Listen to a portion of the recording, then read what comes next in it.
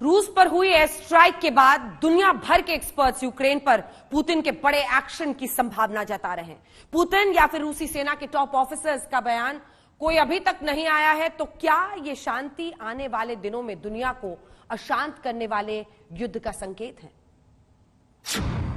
Putin का इलाका, Ukraine का बारूदी धमाका।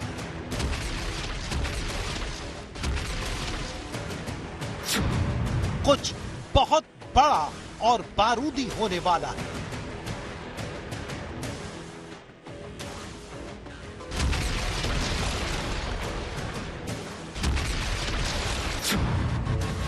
रूस के परमाणु फाइटर का टारगेट लॉक है।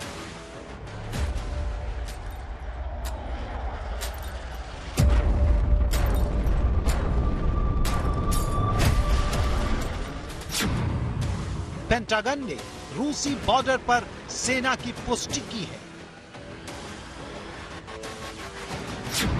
अमेरिका के लड़ाकू विमान यूक्रेन रवाना हो चुके हैं।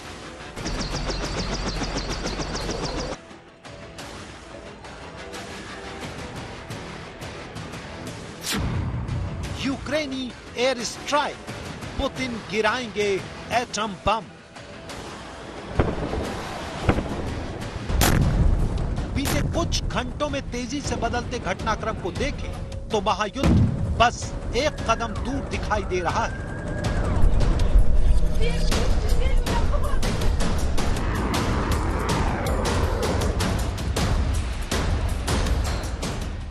दरअसल एयर स्ट्राइक की ये तस्वीरें यूक्रेन की सीमा से सिर्फ 90 किलोमीटर दूर रूसी शहर बेलगोरोद की हैं। बेलगोरोद में जेलेंस्की के भेजे सैन्य हेलीकॉप्टर ने रॉकेट से हमला किया। बेलगोरोद के गवर्नर वशेलाव ग्लादकोव ने दावा किया है कि यूक्रेन की सेना ने सुबह 5:43 पर तेल डिपो पर हमला किया। रूसी मीडिया की तरफ से इस हमले के वीडियो और फोटो जारी किए गए हैं, जिसमें तेल डिपो धू-धू कर जलता दिखाई दे रहा है। सरल शब्दों में समझे तो अब तक जो नहीं हुआ यूक्रेन ने वही कर दिया। अब तक बारूदी हमले की तस्वीरें यूक्रेन के अंदर से आ रही हैं, लेकिन अब यूक्रेन ने रूस को घर में घुसकर मारा है। यानी जेलेंस्की ने तय कर दिया है कि विश्व युद्ध या फिर परमाणु युद्ध के लिए तैयार है। यह हमला क्यों थर्ड वर्ल्ड वॉर का नया चैप्टर लिख सकता है, अब ये समझिए। रूस कॉन्फिडेंट था कि उसकी धरती पर बारूदी हमला नहीं होगा। अपनी जमीन पर हमले की सूरत में वो परमाणु युद्ध की धमकी पहले ही दे चुका है। यूक्रेन सेना के 2 हेलीकॉप्टर एयर स्ट्राइक के बाद सेफ वापस लौट आए। रूस के एयर डिफेंस सिस्टम को यूक्रेन ने पूरी तरह से चकमा दे दिया। द्वितीय विश्व युद्ध के बाद रूस की धरती पर पहली एयर स्ट्राइक हुई है। पलटवार नहीं किया तो रूस की कतनी और करनी का संकट बढ़ जाएगा और उसकी साख को भारी झटका लगेगा। Dear colleagues, as you can see, not only Western countries take unfriendly measures against our country.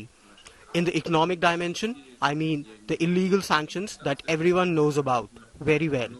But the top officials of leading NATO countries allow themselves to make aggressive statements with regard to our country.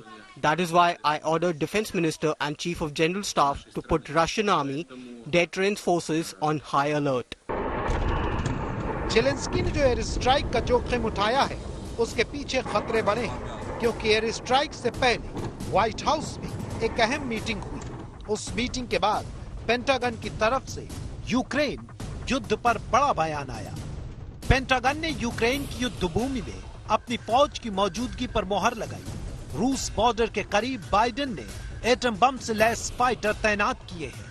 America की तरफ से Ukraine को परमाणु कवच मुहैया करवाया गया। Ukraine को अमेरिका और नाटो मुल्कों की तरफ से हथियारों की सप्लाई जारी है। मुमकिन है कि जेलेंस्की ने रूस में अपने लड़ाकू हेलीकॉप्टर भेजने से पहले पूरा होमवर्क किया हो।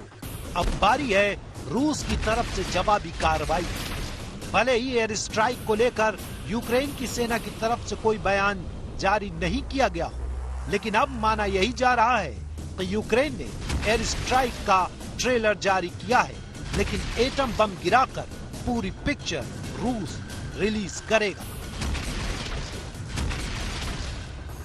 कीव से गौरव सामंत के साथ ब्यूरो रिपोर्ट,